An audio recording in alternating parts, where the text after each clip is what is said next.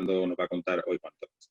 Así que casi para empezar vamos a presentarle a Juan Tomás García Molina, que él es, esto en inglés es más complicado, Chief Envisioning Officer de Singular. Es desarrollador experto de Google para Machine Learning y Cloud. Es el autor del primer libro sobre software libre, La Pastilla Roja, organizador del Machine Learning Spain Quantum and Beers and GDG Cloud Madrid Reuniones. Fue el presidente fundador de Hispalinux, la mayor asociación de usuarios de Linux del mundo. Fue o es líder de Abadía, que es un grupo de inteligencia artificial. Ha dado más de 300 ponencias internacionales. Ha estado en un montón de países de toda Iberoamérica. Bueno, de toda Iberoamérica y de medio mundo, porque la verdad que viaja mucho y da conferencias por todos lados. Y para mí es mi mentor, mi referente y una de las personas que más admiro en el mundo del conocimiento libre. Y hoy pues lo he embarcado que nos dé esta charla que seguro que va a ser súper interesante y de que espero que todas y todos podamos aprovechar, ¿no? Cuando tú quieras, si ¿vas a compartir pantalla? No, ¿no? Voy a hacerlo freestyle. Ok, tú mismo. Para que no se quede, para no basarnos en una sola presentación. Pues, primero para empezar un poco el trabajo que hago ahora en Singular es estar muy atento a cómo se mueven las tecnologías y qué va a pasar en unos años. Para simplificarlo muchísimo y no comernos tiempo de la conferencia, pero yo creo que es importante contarlo. Mi trabajo es como mirar qué va a pasar dentro de 3 años para poder coger 6, 7 tecnologías, proyectos, empezar a analizarlos. En el segundo año intentar montar un equipo que empiece a desarrollarlos, dejar 4 o 5 de esas tecnologías previas, dejar 4 o 5 para poder hacer más foco, y en el último intentar desarrollar producto y con eso lograr una ventaja de 3 años. Eso es más o menos lo que hago, no se me da mal. De hecho, lo bueno que tiene mi trabajo y los 3 años de margen es que de echarme me echarán en el cuarto, porque hasta dentro de 4 años no se recogen los resultados. Pero va muy bien porque tengo la posibilidad, el tiempo y los medios de estar viendo tecnologías que son emergentes y de estar un poco con la gente que está pasando las cosas, por lo menos que está haciendo las cosas. Por lo menos esto ocurría hasta antes, con mucha agilidad y mucha fluidez, hasta antes del COVID. Bueno, ya sabéis que tenemos otras reglas de juego y que yo creo que saldrán durante esta intervención y que literalmente nos han cambiado un poco las reglas, pero un poco es ese trabajo. Entonces, desde esa perspectiva es lo que me gustaría contaros o lo que me pidió Ramón que quisiera contarse un poco mi punto de vista. Y el punto de vista, resumiéndolo mucho, es cómo va a afectar a la sociedad, y da para más de 45 minutos, cómo va a afectar a la sociedad algunas tecnologías que a mí me parece que van a hacer que haya un gran cambio en la sociedad y en las reglas de políticas, como son el Big Data, que es un viejo conocido, la inteligencia artificial y otras cosas como la computación cuántica. Pero fundamentalmente vamos a mirar esas 2 primeras tecnologías, Big Data y inteligencia artificial. Y cómo, más allá de lo que aparece en la prensa o no, cómo ya están produciendo grandes cambios, van a producir más y cómo nos cambian todas las reglas del juego.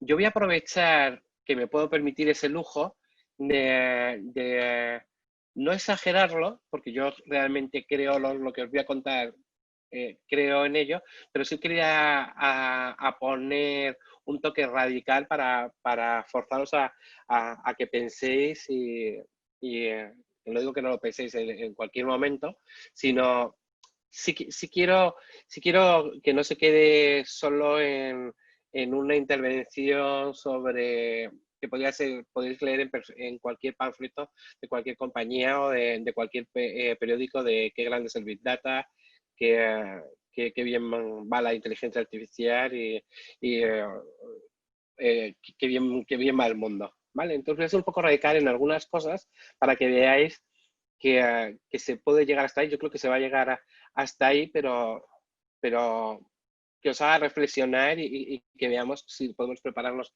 ante ello y no. No sé si os ha dado tiempo a ver un pequeño post que hemos hecho para introducir en el blog de Ramón para introducir este webinar, en el que empezaba diciendo que Big Data se lleva haciendo toda la vida. Yo hablaba de los sumerios, pero es que los sumerios eran unos bestias. O sea, se han recuperado millones de tablillas con absolutamente todo, desde los espectáculos públicos, la cantidad de trigo. O sea, ellos ya hacían predicciones y utilizaban métodos estadísticos muy normales, o sea, simplemente regresiones lineales, pero ya eran capaces de hacer previsiones de cuánto era la cosecha que podía venir, guardada en el tiempo de todos los días, todas las posesiones del Estado. O sea, era un Estado basado en datos y que ya manejaba millones de datos para poder tomar decisiones. A veces ya sabéis que las decisiones no siempre se toman basadas en los datos, sino que a veces son políticas, pero en cualquiera de los casos ellos tenían los datos. Es verdad que luego perdieron con los egipcios, pero creerme que según las últimas tablillas y los datos, fue el que tuvieron un doble niño y una niña muy dura, o sea, pero que se quedaron sin cosechas por el cambio climático que ya también pasaba hace 4.000 años antes de Cristo. Pero aquí con esto enlazamos que lo que sí que verdaderamente ha cambiado en estos últimos 20 años, 10 años, es que cada vez tenemos más datos, que los niveles de información y datos que son manejables por todo el mundo son espectaculares, que además tiene un crecimiento geométrico exponencial porque cada vez es mayor el nivel de información que hay, pero lo importante aquí es que la información cada vez está disponible para más gente y ya no es una cuestión solo de estados que son capaces de hacer un censo, de estados que son capaces de tener todos los datos de un país, o grandes compañías que son capaces de tener esta información. Cada vez es algo que se populariza más, que es accesible, puede que tenga coste, pero ya no tiene nada que ver y son capaces de hacer todo el mundo. No solo a los datos y a la calidad, a esos datos que cada vez tienen más calidad, sino además las herramientas y las tecnologías nos permiten que casi con un móvil seamos capaces de consultar los datos del COVID mundial. Lamentablemente en la Universidad John Hopkins están los mejores datos porque lo de los países tienen ahí sus pequeños problemas, pero es un buen ejemplo de que podemos estar viendo los datos del COVID en un teléfono en cualquier sitio del mundo. Y esto antes pues no solo no era posible, sino que literalmente bueno, pues era carísimo. Por otro lado, también se está produciendo un efecto que es cada vez las empresas y los organismos deberían, yo digo que cada vez son más orientados a datos porque lo contrario no tiene ningún sentido. O sea, no puedes dirigir un país, no puedes tomar decisiones en una campaña, no puedes tomar decisiones en una empresa si no conoces los datos. Y esto que cuando lo preguntas a la gente te dicen que siempre, que ellos sí, que gestionan los datos y que tienen un montón de datos y que las decisiones que toman, lo que te encuentras es que no está todavía al 100%, que es algo que todo el mundo querría hacer y que poco a poco se va haciendo. No lo ha contado Ramón, pero una de las cosas que hice es escribir un libro a medias con Alfredo Romeo y él, además de ser un innovador, empresario, emprendedor, es un apasionado de la tecnología y montó un restaurante. Montó un restaurante que ya sabéis que podría tener tecnología cero. Una caja, una cocina y unas mesas para servir comida. Y una vez estaba comiendo en su restaurante y me acuerdo que paró a un camarero y le dijo, ¿cuántos flamenquines hemos vendido esta noche?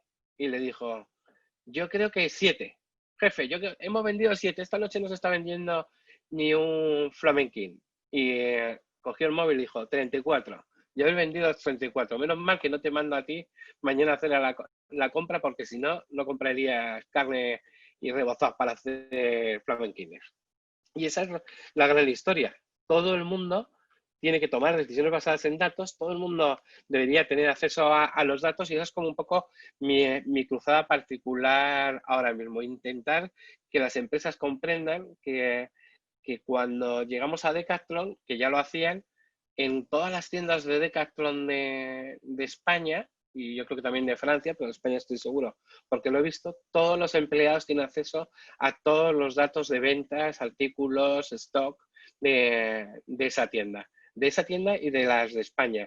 De manera que pueden tomar cualquiera que a quien le mandas a cómo reorganiza el cabezal no me acuerdo cómo se llaman las hileras en los supermercados, pero tiene un nombre técnico que ahora mismo no me acuerdo cuál es, pero cuando le mandan a qué 4 o 5 artículos ponen la cabecera de lineal, se llama lineal en España, del lineal, ellos pueden ver qué se ha vendido más, qué se está vendiendo en otros sitios, qué está funcionando y pueden decidir que van a poner una bicicleta, un bañador y unas zapatillas porque lo que se está en este momento vendiendo más por el tiempo o por lo que sea son la ropa de triatletas y esos son los complementos que mejor van. Pero todo el mundo tiene acceso a esa información. Si eso lo vamos extrapolando, lo vamos poniendo fuera y lo vamos poniendo en temas de gobierno, lo que te encuentras es que un gobierno que tiene una política de datos abiertas es un gobierno que es transparente, que expresa cómo están funcionando sus instituciones, cómo están funcionando cosas tan tontas como el tiempo. Hasta hace muy poco en España había que pagar para tener todos los datos de la agencia de meteorología, no me acuerdo cómo se llama, EMET, y ahora están puestos el algo tan trivial que ha conseguido Google, pagando en muchos casos, como que tengas a disposición todos los callejeros del mundo, es algo que no es trivial. Cuando lo hizo el gobierno americano en los años 50, consiguieron un beneficio de mejora en los negocios de Estados Unidos por simplemente publicar el callejero, las coordenadas GPS de todas las calles de Estados Unidos, consiguieron como un ahorro o como un beneficio extra de como 80.000 millones. Voy a poner un caso súper rápido, pero la gente de UPS, para calcular las rutas de cómo van sus camionetas, lo que hacen es calculan rutas que aunque sean un poco más largas, tengan giros a la derecha. Y diréis, ¿pero por qué hacen más kilómetros si tienen giros a la derecha? Pues porque en Estados Unidos, cuando tienes un semáforo en rojo, puedes girar a la derecha si no viene ningún coche. ¿Vale? Entonces lo que descubrieron es que realmente gastaban menos gasolina, aunque hacían más kilómetros y llegaban más rápido, podían repartir más paquetes si hacían esas rutas con muchos más giros a la derecha. Este es como el primer caso que os pongo así como en los años 50, en el que si tienes datos, puedes tener gente brillante que diga, oye, voy a recalcular las rutas, vamos a hacer una prueba, vamos a meter un poco de inteligencia artificial, aquí hay muy poca inteligencia artificial y es más humana, pero vamos a trabajar para que esto tenga, para ver qué pasa. Y el resultado fue un 15% de descuento. Luego veremos que las mejoras, no todas las mejoras son positivas, pero no me voy a auto-espolear. Bien, ahora ya que somos conscientes de que tenemos datos, de que están accesibles, de que cualquiera puede coger y entender cómo se han realizado, por ejemplo, prácticamente las votaciones por cada uno en Madrid tenemos, o en España, tenemos los datos prácticamente a nivel de calle. Cuando digo prácticamente a nivel de calle es por colegio electoral, cuál es la distribución de votos y cómo se ha hecho. Entonces, en la prensa estamos sacando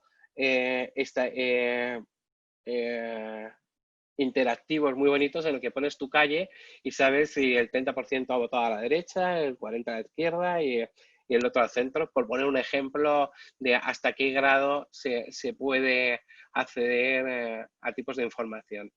Y ahora con esto voy a hacer una pequeña introducción de cómo de pronto aparece la inteligencia artificial y qué es para mí la inteligencia artificial. También lo escribía o lo adelantaba en el post, pero la inteligencia artificial que lleva desde los años 70, se desarrolló una época que se desarrolló bastante en los 80, pero luego hubo un invierno, que se llama el invierno de la inteligencia artificial, en el que no hubo desarrollos importantes como en 15 o 20 años. Y el problema que había en ese invierno de la inteligencia artificial es que no había capacidad de cálculo suficiente. Bueno, esto actualmente está resuelto.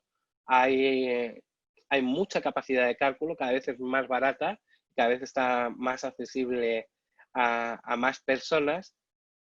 Y la otra gran cosa era para resolucionar ciertos tipos de problemas, como el tiempo o simplemente series económicas, hace falta un montón de datos. Esa es la siguiente cosa que tenemos en abundancia. Entonces, de pronto hemos encontrado como dos piezas que en sí hacían soluciones y resolvían problemas, pero que ahora están en el estado perfecto para apoyarse los unos con los otros, que es, por un lado, tenemos un montón de información, mucha más información de la que podemos procesar, y por otro lado tenemos la capacidad de utilizar inteligencia artificial para explotar y hacer herramientas que nos ayuden.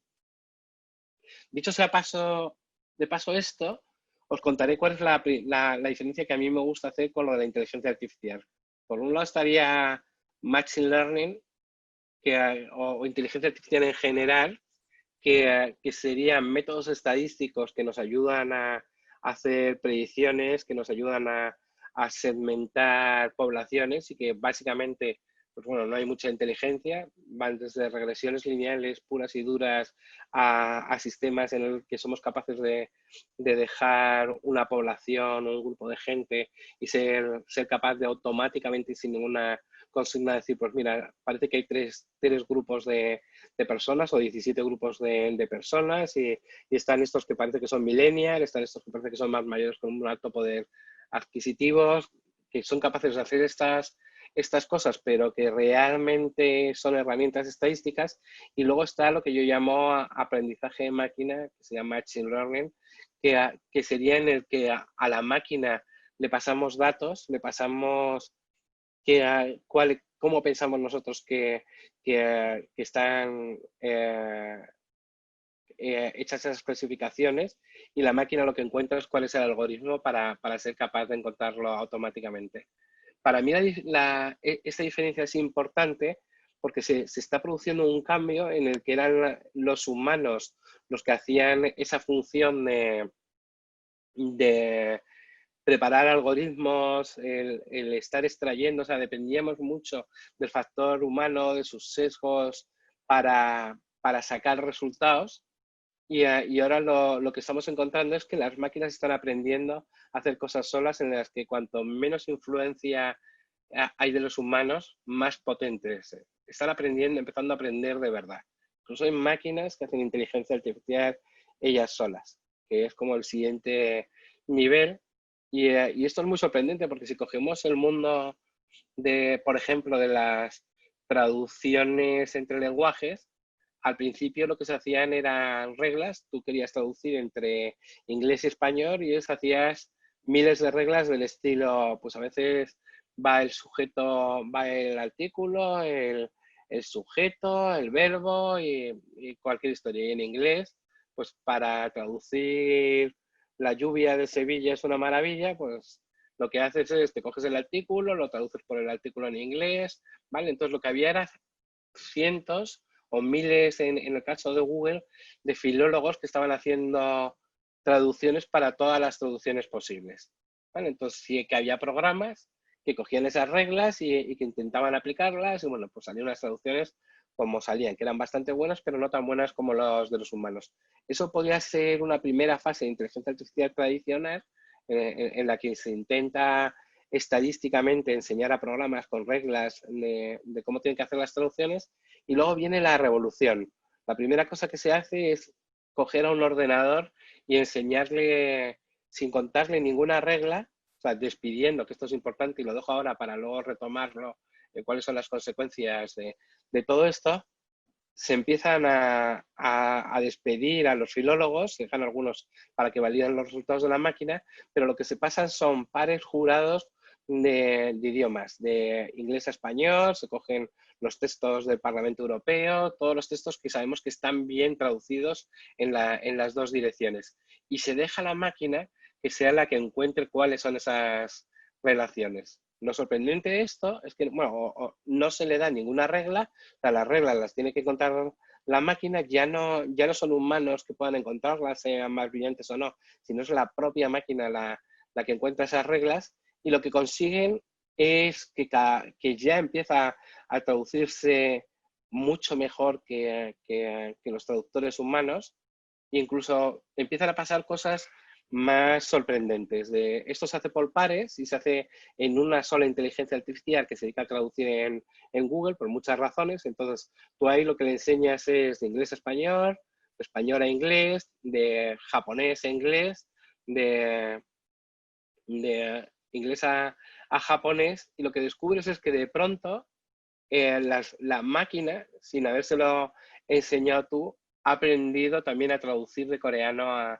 japonés, que no estaba dentro de esos textos. No lo hace tan bien como cuando tiene más donde aprender, pero ha empezado a encontrar cuáles son las relaciones que hay entre lenguajes. Y eso ya son miles de lenguajes los que empiezan a aparecer y los que empiezan a hacerse.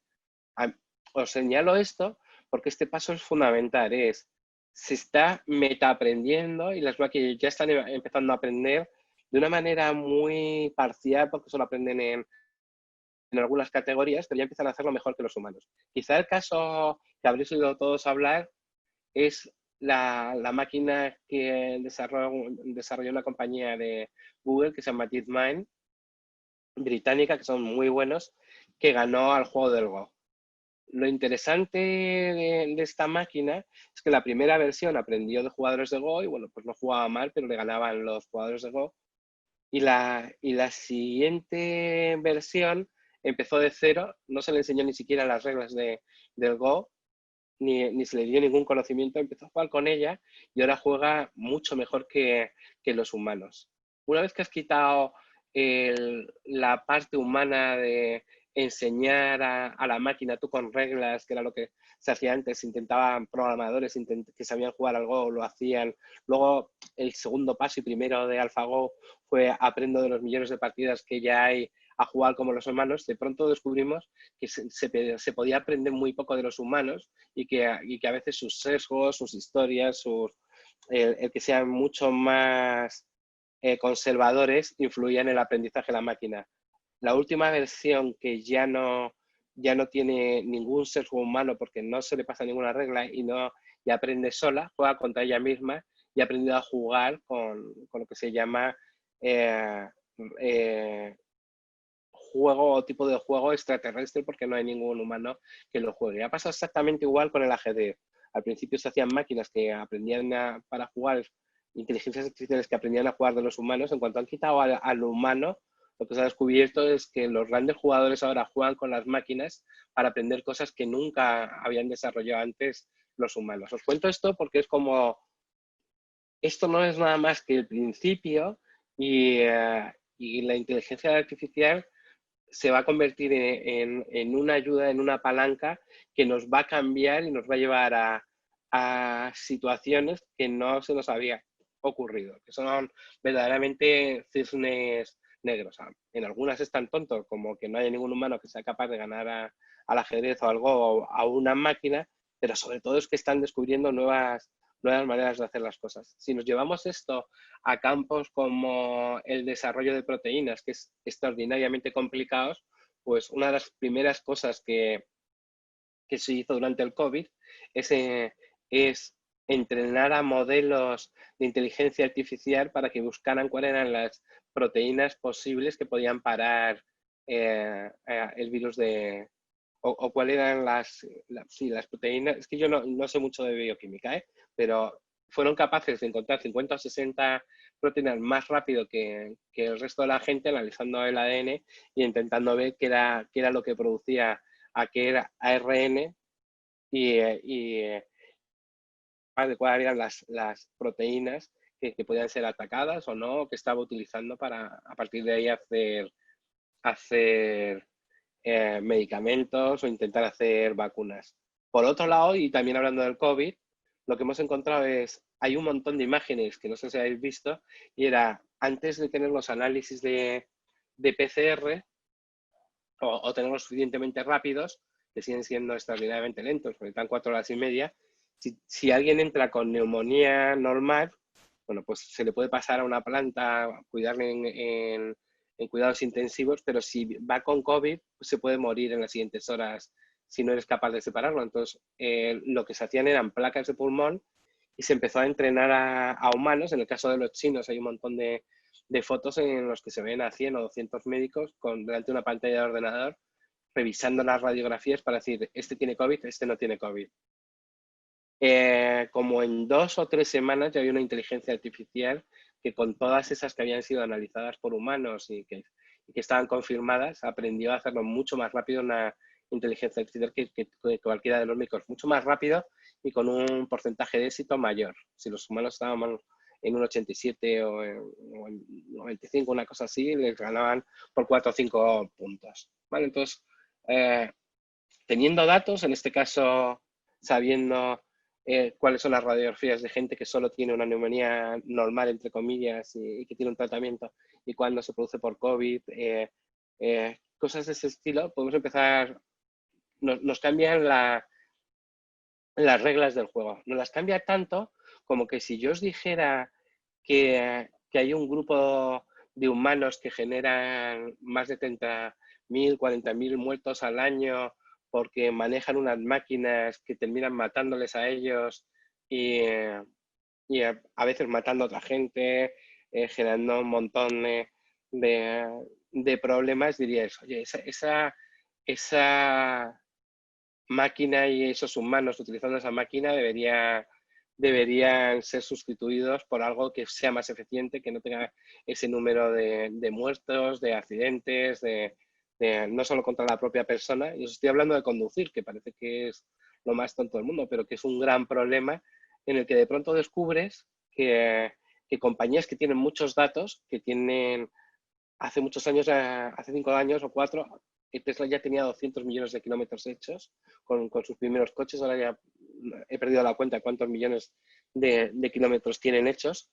Pero lo que sí que han desarrollado es una inteligencia artificial que todavía no es perfecta, pero cada vez que veo vídeos de coches Tesla que salvan la vida a su ocupante porque simplemente están en un semáforo rojo y cuando ellos apretan el acelerador para salir frenan a los 2 metros y pasa un coche a toda velocidad que se ha saltado el semáforo y choca contra una ambulancia que la derriba, la incendia. Bueno, la ha salvado porque la inteligencia artificial ha dicho, no voy a dejarte pisar el acelerador porque viene un coche a la izquierda que no has visto y que nos va a colisionar en el siguiente segundo. O sea, que te freno en seco, pégate contra el volante porque si no te va a matar el que viene por la izquierda. Fijaos qué tontería, pero podemos ir sustituyendo no solo a los grandes jugadores de ajedrez y a los... o más que podemos, se empiezan a producir sustituciones que van afectándonos cada vez más. Que en general, y esta es la parte que quería haceros reflexionar, que en general nos pueden salvar vidas, pero hay filólogos que, bueno, no sé si harán otras cosas o no, pero que ya no están trabajando para hacer traducciones. Hay conductores que les vamos a cambiar en nada, y esto lo vais a ver, o sea, no es algo que hay que esperar para el 2050. Se supone que Tesla va a ser capaz de llegar al nivel 5 de conducción, que ya puede conducir en cualquier sitio, y se supone que Google ya tiene taxis funcionando en un par de pueblos de Oregón, en el que tú le llamas con el Google Home o con tu teléfono, te aparece el coche sin taxista y te lleva a donde le digas y es completamente autónomo. Vamos a empezar a ver que hay pequeños cambios, que de pronto ya no son los humanos los que conducen, a lo mejor ya no tiene ningún sentido el anterior CEO de Uber decía que le daba exactamente igual el problema entre los taxistas y su compañía en el mundo, que era un problema que él resolvía en 5 o 10 años, porque él pensaba tener coches Uber, pero sin piloto. O sea, pero que no era un problema con los taxistas, es que él iba a sacar de la ecuación a los conductores humanos en cuanto tuviera la tecnología. Y si vais viendo, la inteligencia artificial que nos va haciendo cosas mejores, yo estoy deseando no tener coche, estoy deseando poder hacer una llamada o tener coche, pero que se lo deje a Tesla o a Uber para que lo esté utilizando como taxi y en vez de que me cobren 80.000 euros por él, me lo den prácticamente, vamos, le saque yo rendimiento al coche, pero que cuando lo necesite me lleve a trabajar y no me preocupe de él, no lo tenga parado. O sea, podemos ver que hay una sociedad que va a tener mejoras, pero podemos ver que cada vez más es una sociedad en la que vamos a ir sustituyendo humanos porque lo hacían mal, porque era un trabajo aburrido, porque simplemente no eran eficientes o porque simplemente eran reemplazables. Vamos a tener cada vez más humanos que no van a estar haciendo esas funciones.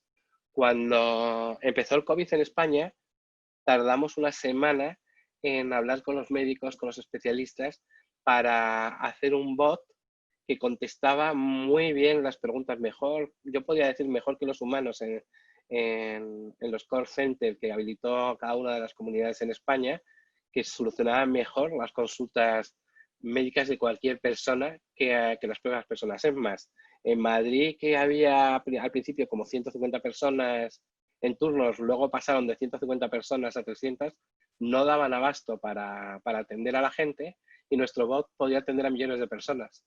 La historia del bot es que se autorizó 2 meses después, bueno, fue súper tarde, pero fijaros que en una sola semana fuimos capaces de crear algo que era capaz de contestar mejor que la gente que estaba entrenada, que no eran médicos, que también seguían un guión y que habían tenido el mismo entrenamiento que les habíamos hecho nosotros. Pero lo podíamos multiplicar hasta N con un coste irrisorio. O sea, toda la gente que estuvo bloqueada durante 2 meses, o sobre todo las primeras semanas, cada vez que llamaba a un call center en España para saber cómo iba el COVID, realmente los podíamos desbloquear con una acción tecnológica de 48 horas. Si vamos sustituyendo esto, si vamos encontrando que la inteligencia artificial empieza a ser capaz de hablar con humanos y cerrar tratos.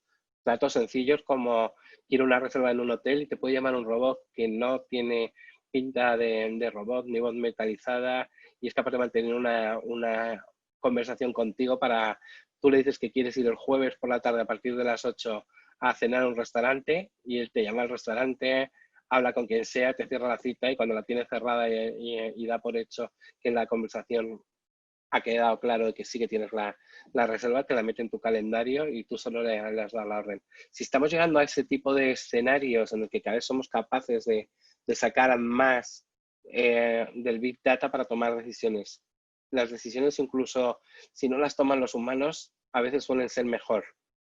Y si además eso produce que haya un cambio en la sociedad importante, porque empezamos a manejar que hay menos gente que son los que se encargan de hacer ese tipo de tareas y que hay que reubicarlos, hay que darles vida en el sentido de qué hacemos qué hacemos con los taxistas, pues dice, bueno, pues se pueden dedicar a hacer otras cosas, pero si de pronto hay un colectivo de 100.000 taxistas en España o 200.000, son 100.000 o 200.000 taxistas. ¿Qué hacemos con la gente de los call centers? Te vuelve a pasar lo mismo y empieza a generar que haya desigualdades tan importantes que para mí deberían empezar a estar en los planes de cualquier político en la actualidad o cualquiera que esté preocupado por el gobierno. Ahora justo con la crisis del COVID,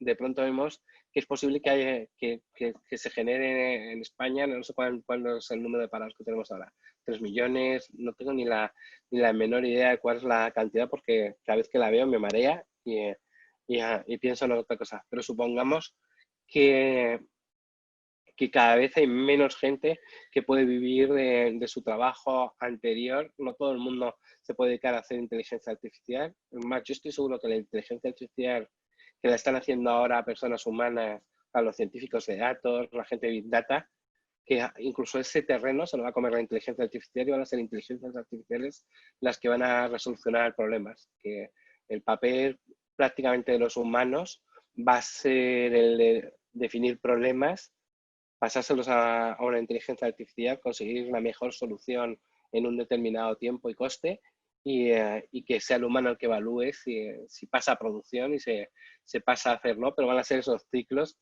en el que el trabajo duro lo hace la inteligencia artificial. Pero sí es verdad que de pronto tenemos que empezar a cambiar reglas que no estaban previstas, de ese beneficio que generan los robots para la sociedad o la inteligencia artificial para la sociedad, cómo se produce un retorno para que realmente podamos atender al resto de los ciudadanos. Llámale que tengan un ¿cómo se llama? Universal Basic, un salario mínimo universal, o ver cómo se generan impuestos a la tecnología, o a administrar nuevas formas de sociedad. Pero esto que antes me parecía que estaba súper lejos, de pronto me doy cuenta, pues eso, que de aquí a final de año Tesla puede sacar un coche y se conduce solo. Supongamos que es un farol de Elon Musk y que en vez de hacerlo a final del 21, lo hace al final del 22. Sigues teniendo un problema para el 22, o un cambio de reglas. Los camioneros, mi padre era camionero, los planes de Tesla y de otras 4 compañías que están haciendo camiones es que los camiones vayan solos hasta la ciudad y luego los pilote en el último kilómetro, en los últimos 5 kilómetros, un camionero, ¿vale? Que haga la entrada en la ciudad en remoto. Y esto tampoco nos debería extrañar. Desde hace 10 años, el 70% de los pilotos de Estados Unidos está en Virginia y en Carolina del Norte, pilotando los aviones de remoto. Y tiene todo el sentido del mundo. ¿Para qué van a meter un piloto en un Predator si lo pueden llevar, si pueden ir solos hasta el objetivo? Y hay inteligencia artificial, datos, lo tienen todo para tener los modelos, y solo hacen la parte final, que es decidir cuándo apretan el botón rojo según los parámetros que le han dado. Y una vez que lo han hecho, le dan el de volver a casa, se ponen un café y trabajan una hora. Eso, si lo haces con un camionero, puedes estar entrando en la ciudad para que se cargue tu camión o para que se descargue. Están trabajando en tramos de 20 minutos y puedes hacer 10, 12 o 20 de estas tareas desde casa sin moverte. Entonces, ese tipo de cambios y pensar en esto. Todos somos absolutamente reemplazables. Nos van a hacer que los cambios sean muy, muy rápidos. Hay un reportaje maravilloso que además uno se hizo en España y otro se hizo en la ABC o la NBC o cualquiera de las cadenas americanas, a Isaac Asimov en los 80, en el que hablaba, por ejemplo, de que la educación iba a cambiar, que la educación iba a ser remota, que tú ibas a tener un terminal, y entonces si te interesaba un tema, lo de tener un profesor era un lujo que no tenía ningún sentido y que no era soportable económicamente de ninguna de las formas. Entonces, decía, si tú tienes interés en el béisbol, pues aprenderás cosas de béisbol al principio, luego querrás saber un poco más de estadística para ver cómo se calculan esas columnas, y luego aprenderás otro poco más de matemáticas y empezarás a ver otros problemas, pero que tenía lo que estamos viendo ahora forzado del homeschooling, del estudiar en remoto, y que está súper forzado porque nadie quería cambiar todos esos patrones, es algo que ya se estaba prediciendo, y volvemos a ver cómo eso, con inteligencia artificial, pues habrá alguien que será tu profesor, que sabe que estás aprendiendo y que está motivándote, y cuya recompensa y cuya misión es que aprendas y que lo aprendas todo para poder ser útil en algo para la sociedad, que claramente no tiene que ver nada con lo que hay ahora. Luego, fijaos todo lo que os he contado, y para dejaros, porque seguro que tenéis preguntas, y además no quiero que esto sea unidireccional. Si además esto no solo lo aplicas a conducir un coche, sino lo aplicas a cómo se dirige una empresa, o lo aplicas en cómo se ofrecen servicios públicos y qué debería ser, cómo debería ser un gobierno realmente. Teniendo en cuenta que yo siempre he pensado que el gobierno debería estar formado por servidores públicos y un servidor público es alguien que su objetivo cuando llega y por lo que debería ser juzgado o no, o él debería tener su conciencia claro, es por cómo hace el trabajo que se le ha impuesto. Si eres el director de Res.es, de cómo te has estado preocupando para que Res.es o de un hospital o eres juez, has estado haciendo tu trabajo bien. Entonces, fijaros lo importante que es tener datos para saber cómo lo estás haciendo, decidirlo, ser capaz de estar sesgado. O sea, estar sesgado no es algo siempre al 100% negativo. Recomiendo, luego lo pondrá Ramón, porque le pasaré un link. Oye, Maldito Bulo, que es un sitio que rompe fake news, han sacado 20 sesgos. Hay sesgos que son absolutamente negativos y no os voy a hablar de Estados Unidos ahora mismo y como la cantidad de cosas que están allí sesgadas porque ocurre en todos sitios, pero a veces hay sesgos positivos que serían tengo que tener un sesgo para favorecer a la gente que necesita ayuda, porque si no existe ese sesgo, puedes considerarla que no hace falta. Y con esto no lo he contado, porque además también parece que es obvio, pero nos enfrentamos, a mí me cuesta cero hacer vídeos fake o manipular imágenes, textos, puedo copiar textos sin ningún tipo de precisión, puedo mover maquinarias que generen tantas mentiras que sea muy difícil contradecirlas. Y uno de los sesgos más habituales es que la noticia que tú quieres creerte, hay un tipo de sesgo que es que te crees las noticias que quieres creerte, hay otro que el sesgo es que de pronto tienes una fuente o la noticia más reciente y que mejor te viene es la que asumes fuentes que digan lo que digan, te vas a apoyar y vas a defender. Y con todos estos sesgos y en la situación en la que estamos, y utilizando un poco de inteligencia artificial y mucho Big Data, podemos ser capaces de vivir de mantener confundido a todo el mundo. Entonces es muy difícil y esta es la parte del reverso más oscuro de cómo somos capaces de utilizar la tecnología no para crear mentira, no para desfondar a la gente que tiene razón, sino cómo hacemos para educar que la gente tenga criterio y que las mismas herramientas o otras herramientas o contra las herramientas que generan noticias falsas o vídeos falsos, seamos capaces de tener tu escudo de criterios y tu escudo de herramientas que te diga, mira, te he filtrado estas dos cosas porque no tienen nada que ver contigo y aparecen en todas estas fuentes de que son falsos bulos y lo puedas ver. Y este es otro gran problema, no solo el de qué hacemos con una humanidad que cada vez va a ser más ociosa, cómo la empleamos o cómo la llevamos. Para mí lo ideal sería que los humanos hicieran lo que les diese la gana y las inteligencias y los robots trabajasen para nosotros. Sería como perfecto, con seguridad social, sanidad gratuita, tienes una paga mínima, si quieres trabajar, trabajas y ganas un poco más porque quieres tener, o lo intentas, en un mundo compitiendo contra las máquinas, pero son las máquinas las que nos ayudan a resolver todas las tareas que no tenemos ningún interés. Y volvemos a cosas que esto va a sonar muy raro viniendo de mí, que soy más bien hacker y tecnólogo, pero de pronto dedicas más tiempo a la familia, a ti mismo, a los amigos.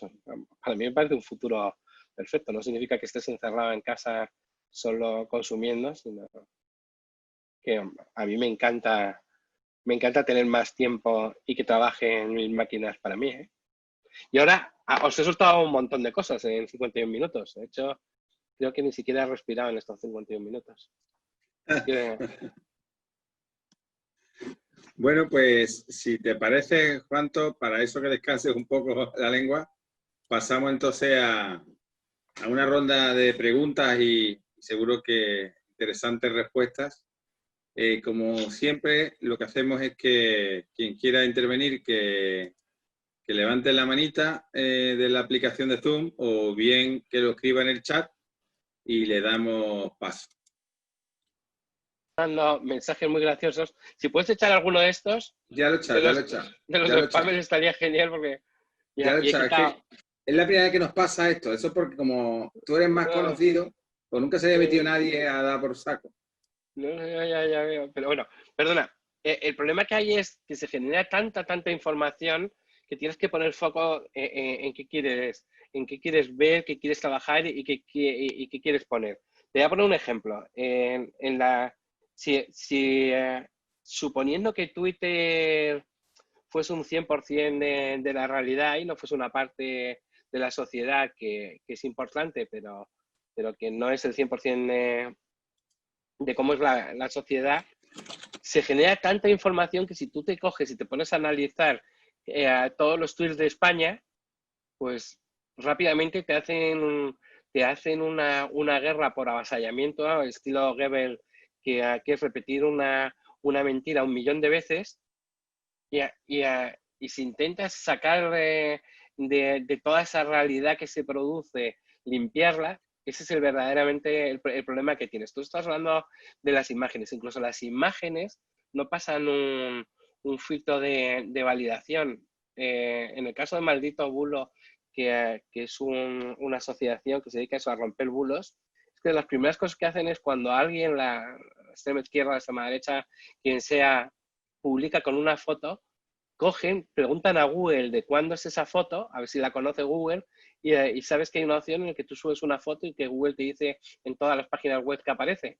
Pues tú ya ves que de pronto pues no eran los musulmanes haciendo una fiesta sin mascarilla, sino que esa foto tiene 4 años y estaban celebrando cuando Qatar llegó a las semifinales de fútbol y que no tiene nada que ver ni con una guerra, ni ahora con el COVID, ni mucho menos. O la imagen aquella que había del cormorán que sacaban siempre los vídeos norteamericanos contando que cuando los iraquíes atacaron Kuwait pues habían muerto un montón de cormoranes, pues eso era el Pedro Valdés. Está todo el mundo muy emocionado y realmente yo la primera vez que vi publicado algo de eso, pero que no tenía la envergadura y el tamaño que tiene ahora, porque obviamente hay mucha más inteligencia y más datos que entonces, es algo que se llama GPT-3, que no sé si has oído hablar de él, en el que tú le pones lo que sea, Ramón es, y sigue escribiéndote lo que cree que es Ramón. Vale, pues eso es una tontería que yo me acuerdo que perfectamente en qué año, que fue en el 88, estaba en una biblioteca, en aquella época leía American Scientist e intentaba entender cosas que realmente no entendía nada, pero de pronto hubo un artículo que sí que entendí, que era que con la frecuencia que se cogía el Quijote, calculaba la frecuencia de las frases y tal, y tú escribías una frase y él la continuaba porque tenía las frecuencias, pues básicamente es esto. Entonces, eso ya se ha especulado con que es parecido a la mega inteligencia artificial que lo sabe absolutamente todo. Que cuando dices Ramón es, te dice, oye, esto es lo que es Ramón. Y pueden salir las barbaridades más grandes o que acierte, pero no tiene ninguna inteligencia. Lo que sí que es verdad que se ha hecho es que se han utilizado 600.000 millones de neuronas, que ya empieza a parecerse, ya es la mitad o la tercera parte de un cerebro, para que haga ese tipo de aprendizaje. Obviamente no es mucho más que esto. Pero incluso esto sigue teniendo ese problema de que si tú le pones cualquier cosa te puede acertar, o sea, le pones los ríos chinos son y te dice los 5 ríos principales. Pero igual que te dice eso, te puede decir cualquier otra historia. Entonces, el jugar con toda esta abundancia de datos que tenemos no deja de ser el reto que empezamos a jugar ahora, de en qué te focalizas para conseguir el ser eficiente.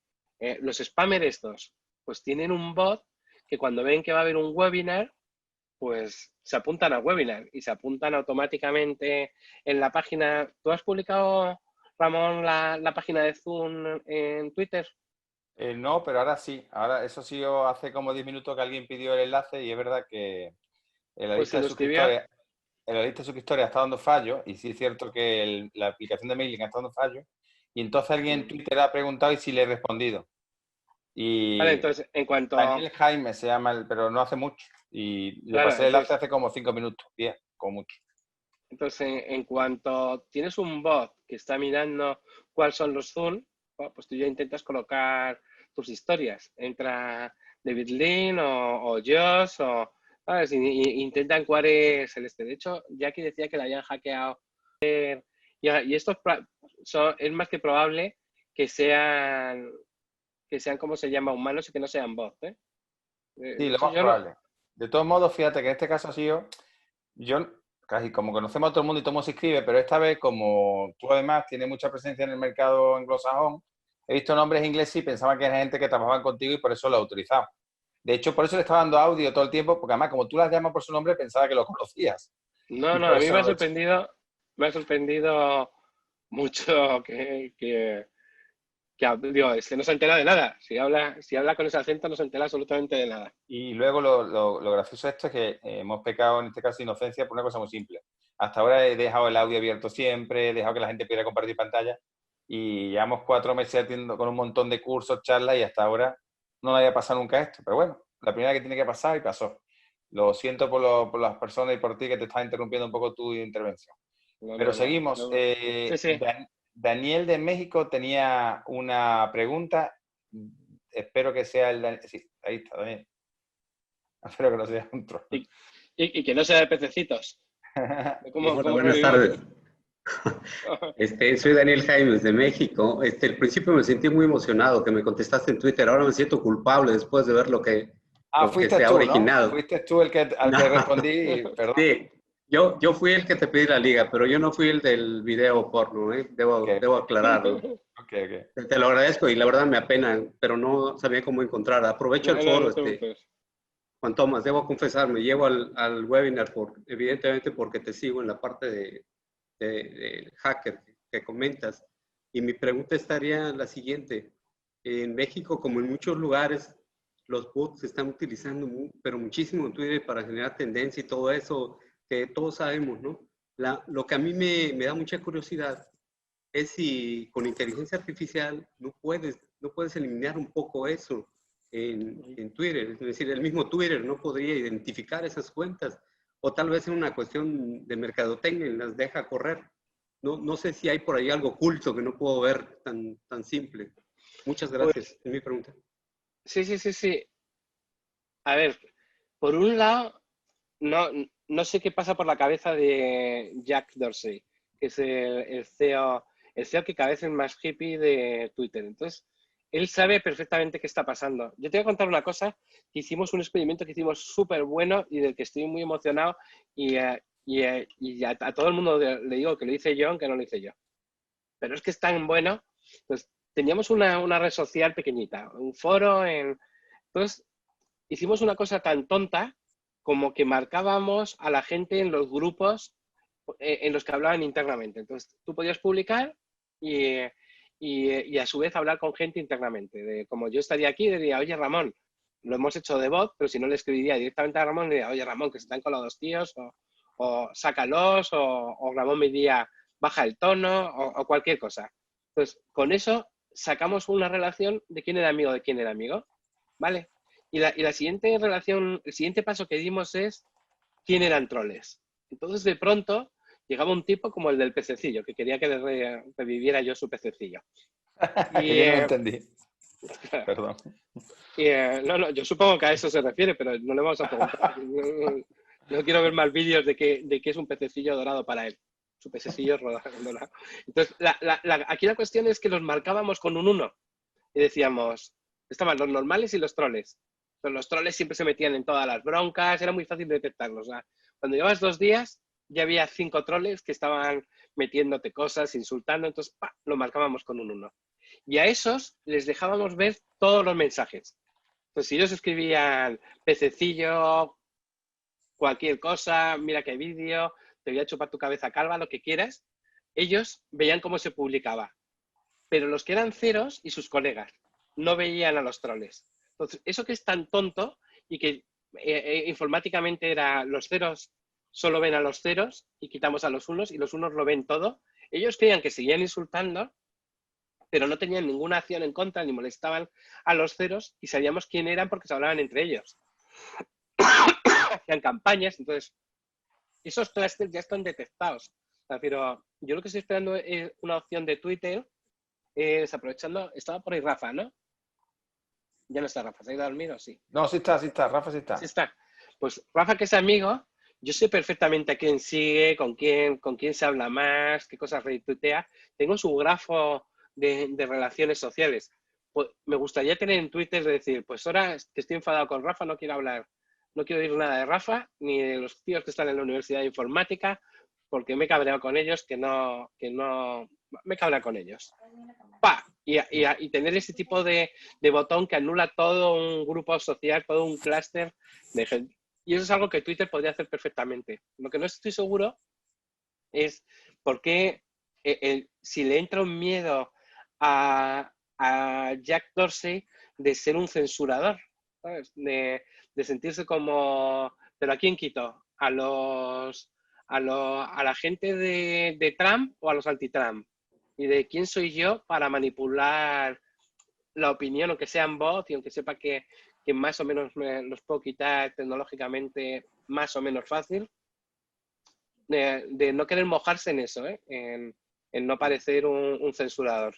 Pero él sabe perfectamente lo que es un bot, porque es súper fácil. Tú podrías forzar a que tuviese que hacer acciones que solo hacen los humanos de vez en cuando para verificar la cuenta. No es nada caro. Informáticamente, por comportamiento, por cómo hacen las cosas, sabrías quién tiene disparadores y quién contesta. Hasta ellos podrían provocar respuestas falsas de los bots. ¿Sabes qué es lo que lo dispara? Cuando pones un tag, sabes que se disparan y hay un montón de zombies que están preparados para retuitear, para escribir, para atacar cada vez que reciben una orden. Y luego es una guerra y una contraguerra interesante, ¿eh? O sea, según meten cosas, meten nuevas acciones y nuevos bots, pues a su vez, o al revés, cada vez que les anulan bots, van buscando y es un mercado que da mucho dinero. Muy bien. Pues muchas gracias por tu respuesta y muchas gracias al foro, ¿eh? No me vayas a ahorrar, problema. No me vayas a ahorrar de tus seguidores, ¿eh? Soy real, no soy un robot. Gracias a todos. Gracias lo que no te vamos a dar es más veces la dirección en público, ¿eh? Te mandaremos un DM. Sí. Sí, gracias. Ha sido un fallo de... No te estreses. Ricardo tenía la palabra. Y mira que tenemos ahora mismo aquí con nosotros además a uno, para mí, de los mayores expertos de seguridad de Iberoamérica. Igual que para mí tú eres uno de los grandes hackers, hay un amigo conectado que para mí es uno de los mayores expertos de seguridad de Iberoamérica, sin lugar a dudas. Que luego, si se anima, le decimos que nos dé un truquillo, porque realmente no solo ha sido desagradable, sino que fíjate que han intentado usar el nombre. Yo supongo que habrán cambiado el nombre de mi mujer, ¿no? Pero bueno. Ricardo, tienes la palabra. Hola, Ramón, ¿qué tal? ¿Cómo estás? Agradecerte a ti y a Tomás por la disertación.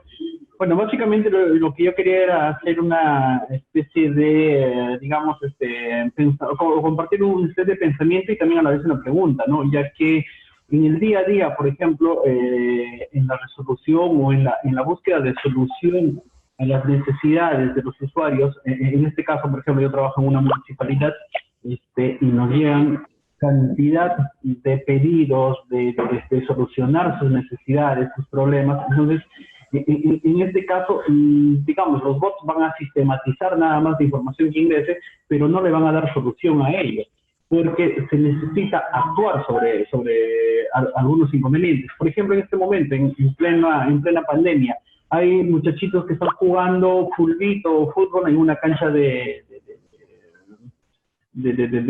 gras, ¿no? En todo caso, ahí, por ejemplo, la vecina dice, miren, estos chicos están jugando, necesitamos urgente que vengan, que se comuniquen. Entonces, quizá un bot pueda solucionar eso.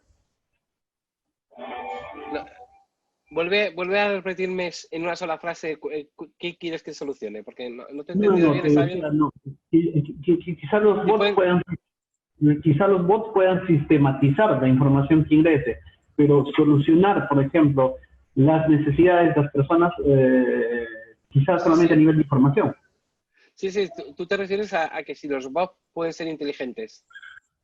Claro, Claro, básicamente, ¿no? y cuando decimos inteligentes es que no solo estén haciendo de máquina de publicitaria, sino que sean capaces de atender ante situaciones distintas con reacciones distintas.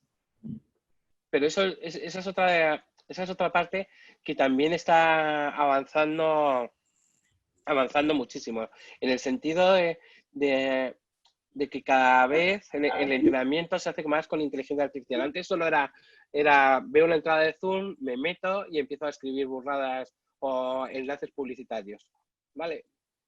Ahora son más inteligentes en el sentido de que son capaces de relacionar con mensajes distintos, de ver cuál es el tema, si los hacen bien, ¿eh? O sea, con la inteligencia artificial que hay ahora, tú puedes hacer que un bot no solo tenga reglas básicas, sino que sea capaz de entender hacer algunas cosas como analizar una frase y en esa frase saber quién es el sujeto y aprovechar el sujeto para insertarlo en tu respuesta y actuar con ciertos verbos. O sea, si hay el verbo revivir, ya puedes cambiar pececillo o no, ¿entiendes? Puedes hacer reglas en las que él aprenda y que incluso aprenda de guiones ya escritos, o sea, que sepa dar respuestas. Una de las cosas que estamos haciendo, mira, es el ejemplo del COVID.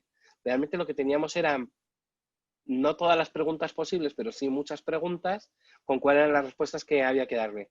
Y lo que terminaba haciendo nuestro bot es que aunque tú preguntabas cosas que no estaban planteadas, pero que sí que había aprendido que se parecían más a una respuesta a otra respuesta. Entonces, si tú yo le decías, oye, pero yo realmente me puedo bañar en la piscina, te respondía, en los lugares públicos, tal, o sea, era capaz de entender que una piscina era un lugar público y llevarte a cuál era la respuesta oficial para espacios públicos como campos de fútbol, tal, ¿sabes? Y te hacía esa referencia. En cuanto a, ¿puede hacer, se pueden tomar acciones? Claro que se pueden tomar acciones. Algunas de las cosas que estamos haciendo con cámaras, lo que estamos viendo es cuando se concentra más gente. O sea, tú le puedes poner por megafonía, por favor, mantenga la distancia. El que va vestido de rojo y lleva un sombrero negro, por favor, mantenga la distancia, póngase la mascarilla o puedes tomar decisiones que no sea. Piensa en como cuando se conduce.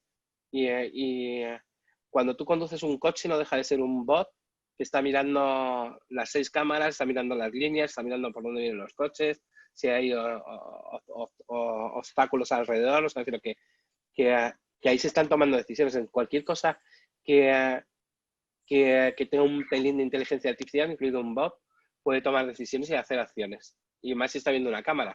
La otra cosa es eso, que no se convierta en algo policíaco, o sea, pero que es donde está la línea roja, cuando tú empiezas a borrar cosas o no tomar acciones.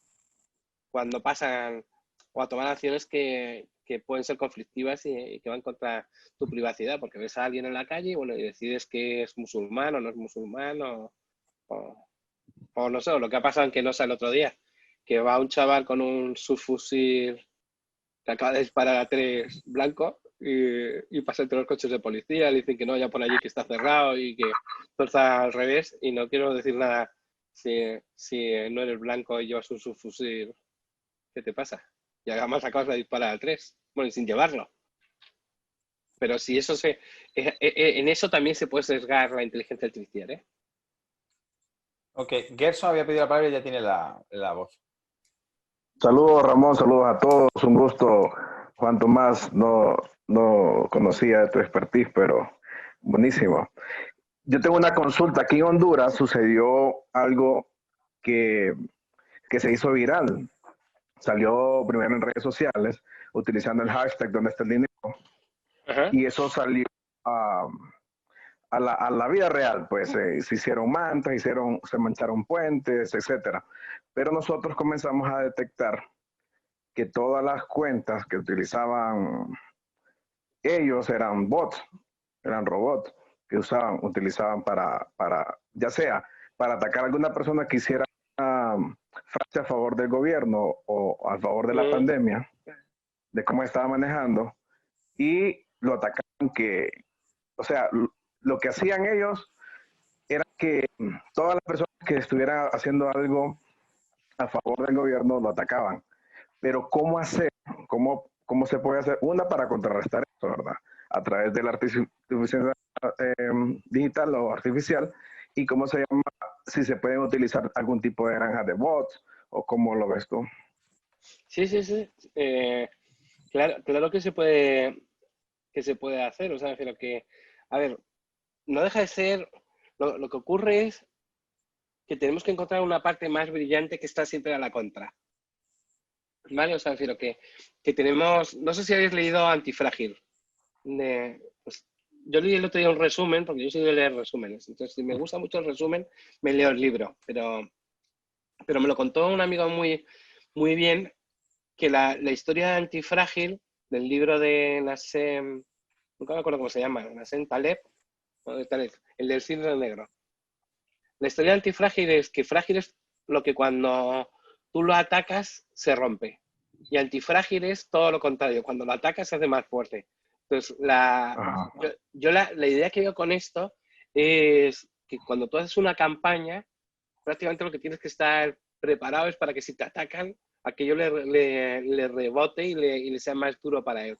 ¿Cómo hacer esto? Se puede hacer con inteligencia artificial, porque no deja de ser un juego. Y como juego, si utilizas un poco de reinforcement learning y de esto, me dedico en mi tiempo libre a hacer muchas cosas con la abadía y todo esto, al final tú tienes un estado, una reacción ante ese estado, y tienes una recompensa que la mides con lo que sea.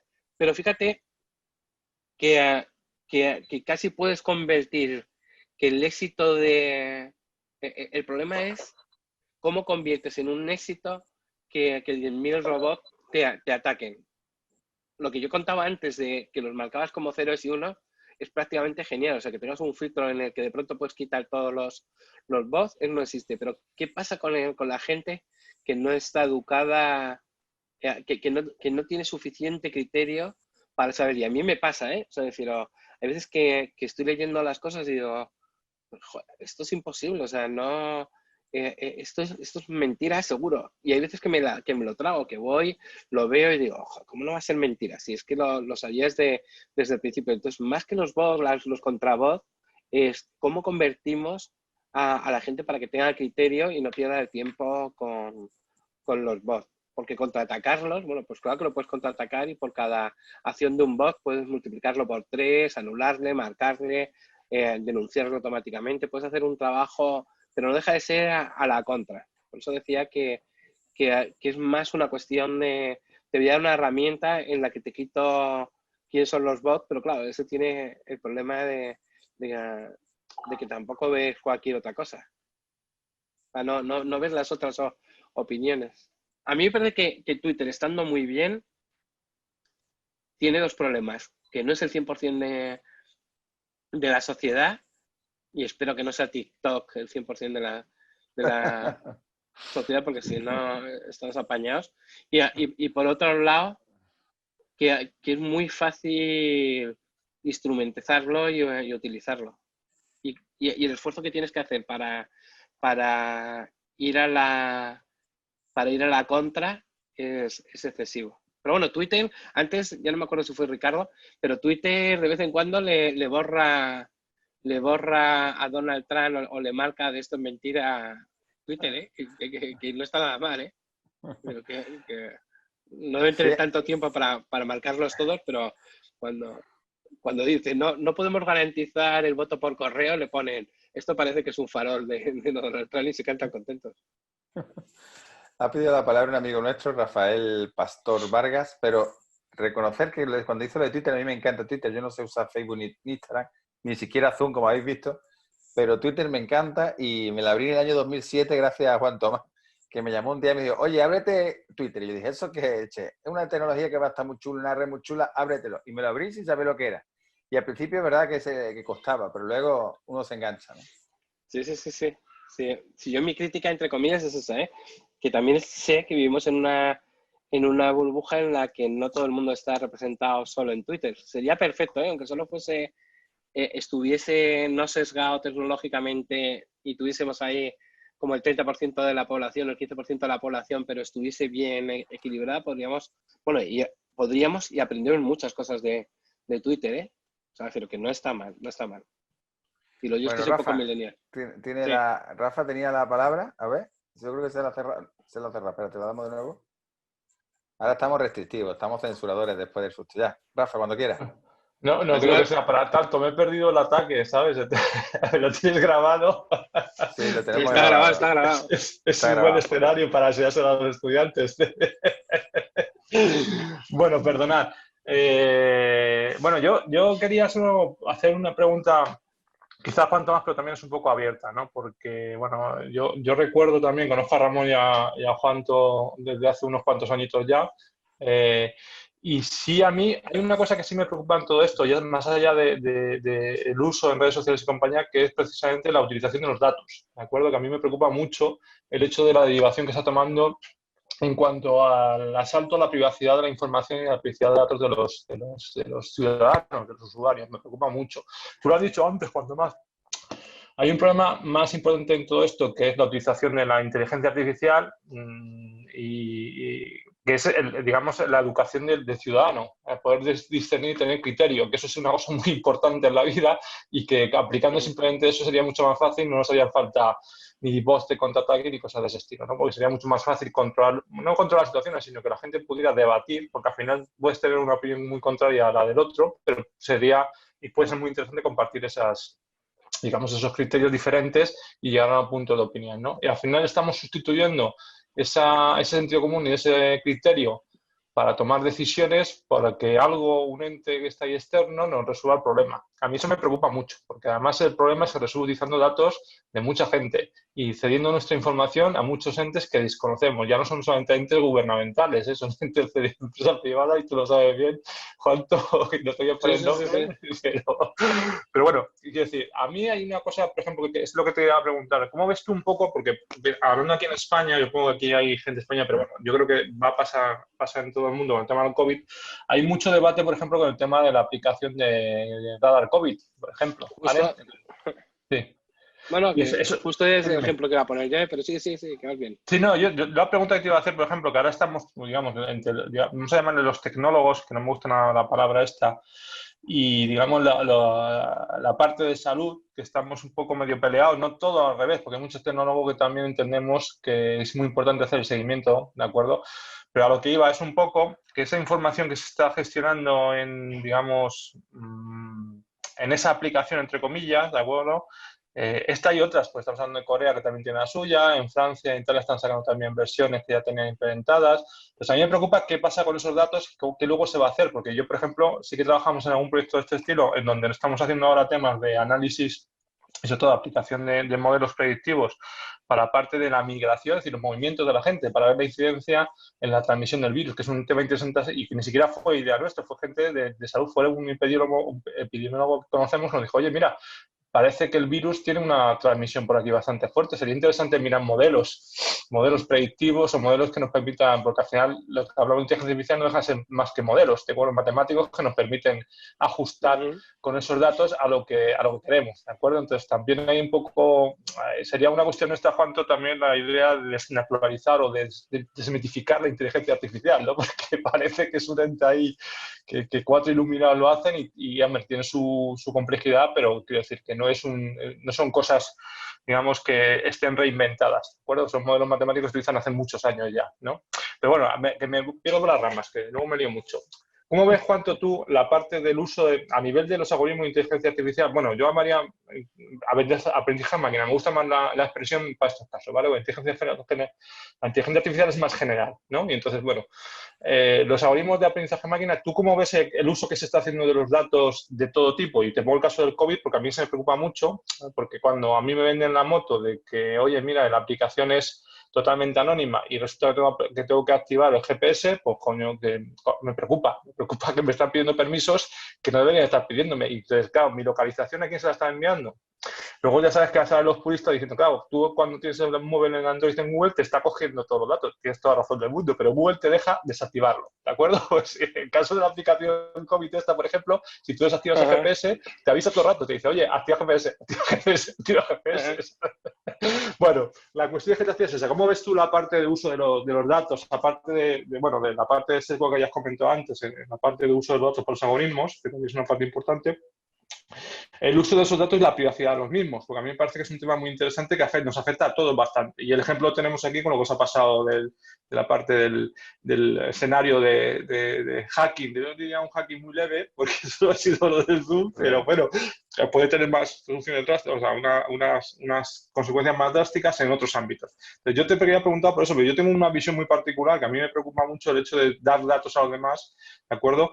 Y es verdad que el problema que tenemos con eso es que no sabemos qué hacen con los datos. A mí no me preocupa tanto dar los datos como no saber qué hacen con ellos, ¿de acuerdo? Y en el caso sobre todo de la inteligencia artificial más todavía, porque hay muchos casos efectivamente de utilizar muy mal esos datos, por ejemplo, y tú lo sabes que se ha publicado también hace ya tiempo, con el tema de los créditos bancarios que se dan en aseguradoras en Estados Unidos, ¿no? Que de repente resulta que si eres blanco 40 años y un sueldo de 10.000, pues tienes el crédito, y si no tienes esas características y o eres mujer, pues resulta que el sistema automáticamente dice que no.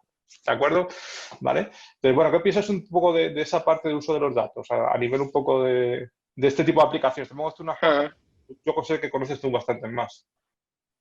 Pues esto es muy curioso porque efectivamente vamos a ver, primero, estoy ligeramente preocupado. O sea, pero que es verdad que he dejado de estar súper obsesionado con qué datos tenían y cómo los tenían, a empezar a pensar nuevas formas de qué datos les voy a dar para que me den ese crédito. ¿Vale? Entonces, he cambiado mi móvil, aunque parece que es un Android, cada vez que entro en un sitio web, le pongo que soy un iPhone 10 o no sé cuántos, siempre voy cambiando el modelo y voy poniendo solo los caros, les digo que tengo un Ferrari, y ha cambiado bastante mi crédito, ha cambiado bastante el tipo de anuncios que recibo, ¿sabes? Entonces, pregunto cosas como, ¿cuáles son los yates tal? Y solo veo yates. Pues hay que empezar a pensar en hackear el sistema de alguna manera para que los datos que tengan sean los que tú quieres que tengan y que te vayan bien. Ya puesto, vamos a corromper los datos a nuestro favor. Pero hablando de este hacking, es verdad que otra vez nos vuelven a manipular, entre comillas, o sea, y sin el entre comillas. Con el tema de la aplicación del COVID, una de las cosas que nos hemos encontrado es que estaba todo el mundo súper preocupado por qué datos iban a tomar nuestros. ¿Vale? Y es verdad que podemos tener esa preocupación, pero es que no conozco ni uno solo de los que están preocupados que no tengan más de 70 aplicaciones o 50 o 30, da igual la cantidad, porque con que tengas una que tenga los datos, luego se venden entre ellos los datos. Que acceden a todos tus datos. La aplicación, ¿os acordáis de aquella aplicación tan inocente que cogía y te envejecía? Que hizo un ruso. Simplemente te hacías una foto y decías, ¿cómo seré yo de mayor o cómo seré yo de mujer? ¡Pah! Y te cambiaba. Esa aplicación accedía, entre otras cosas, a todas tus fotos. Y os recuerdo que levante aquí la mano el primero que no le ha hecho fotos a su recibo bancario para mandárselo a un amigo que le haga una transferencia. Entonces, de las cosas que hacía la aplicación, al principio es, sin prisa pero sin pausa, pasar de un OCR a todas las fotos y mandar los datos del OCR que se estaba haciendo, por si veía tu cuenta, tu número de seguridad social o cosas de ese estilo en fotos, sin ningún pudor. Entonces, no estamos preocupados o no estamos suficientemente concienciados con qué pueden hacer con los datos, y sin embargo, cuando hay una aplicación que sí que podría ser súper útil, mucho más útil que no tener ninguna, pues no se hacen cosas como publicarlas desde el primer día. Hoy ha prometido Calma Artigas que lo va a publicar el 7 de septiembre o no me acuerdo qué fecha ha puesto, pero que va a publicar el código fuente. Bueno, no está mal, pero habría sido mucho mejor si hubiesen sido transparentes desde el principio y hubiesen contado a alguien, hubiesen contado cómo lo iban a hacer, hubiesen enseñado el software para que luego nosotros o cualquiera que se lo pueda explicar a su madre y diga, oye, madre, no te preocupes,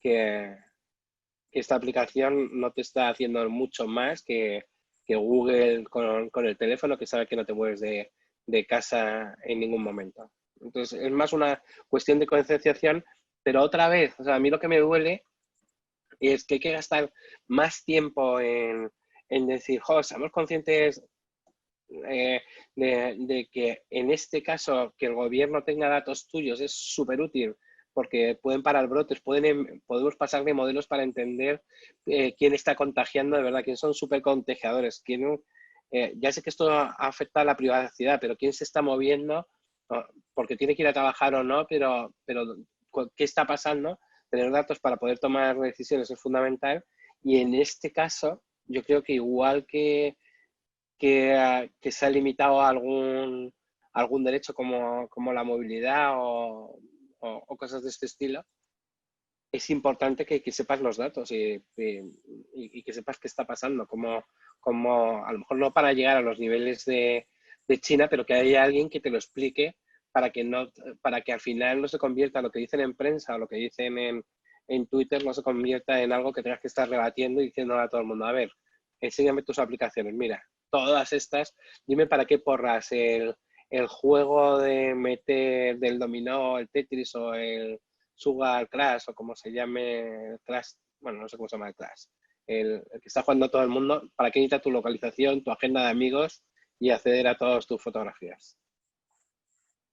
Pues esa parte, pues yo creo que sí, hay que seguir trabajando y que lo que no funciona es que las administraciones solo hagan GDPR sin educación. Hoy sabéis que ha habido que todo el mundo tiene prácticamente el correo, el número de teléfono y los nombres de todos los profesores de la Comunidad de Madrid, ¿no? Que han sido tan listos que han mandado un PDF, una hoja de cálculo con los 18.000, 16.000 profesores de la Comunidad de Madrid, la Comunidad de Madrid. O sea, el gobierno pasa los datos a todo el mundo y los deja listos para que los timadores como los que han entrado hoy reciban lo de ¿vas a revivir mi pececillo o no? Esa va a ser la anécdota de estos meses, porque ya te digo, eso es de confianza. Bueno, no sé si alguien más tiene alguna pregunta. Ya llevamos como 15 minutos de más sobre el tiempo previsto en estas charlas. Luego tendremos a finales de octubre, dentro del campo intensivo virtual, vamos a tener un taller ya más en profundidad, viendo algunas de las plataformas, herramientas y estrategias para llevar a cabo todo esto de inteligencia artificial, Big Data y todo lo que estamos conversando hoy, que la verdad que por un lado es apasionante, pero por otro lado nos asusta, ¿no? Y es lo de siempre, son herramientas. El problema es cuando la herramienta no se pone al servicio de la sociedad, sino la sociedad al servicio de la herramienta, de la tecnología, o que aún es peor, de las transnacionales que como siempre, como decía Nelly Kroes, ¿no? La comisaria europea o excomisaria europea, los datos son el nuevo petróleo y si no los tienen los gobiernos y los usan a uso y disgusto las multinacionales o las transnacionales, pues bueno, puede ir muy mal. Si nadie más tiene ninguna pregunta más, bueno, pues muchísimas gracias, Juan Tomás. Una vez más a ti y a todo el mundo, disculpas por haber rebajado un poco la atención en los cánones de seguridad, porque realmente tampoco ha pasado nada importante, más allá de algún que otro sorpresa. Y ha sido un verdadero placer. Siempre diré y siempre digo que eres de las personas que más me ha enseñado, no solo de tecnología, sino de entender que la mejor forma de generar sociedad y de vivir en la sociedad es compartiendo. Eres uno de mis grandes referentes, siempre lo será. Muchísimas gracias. Gracias a todas y todos, tanto por participar como por aguantar, sobre todo en este caso los españoles estas horas, y los latinos por tener que dejar alguna de sus responsabilidades para poder asistir. Y seguimos. La semana que viene tendremos otra conferencia. Muchísimas gracias a todas y todos. Un abrazo y hasta pronto. Muchas gracias. Nos vemos pronto. Gracias.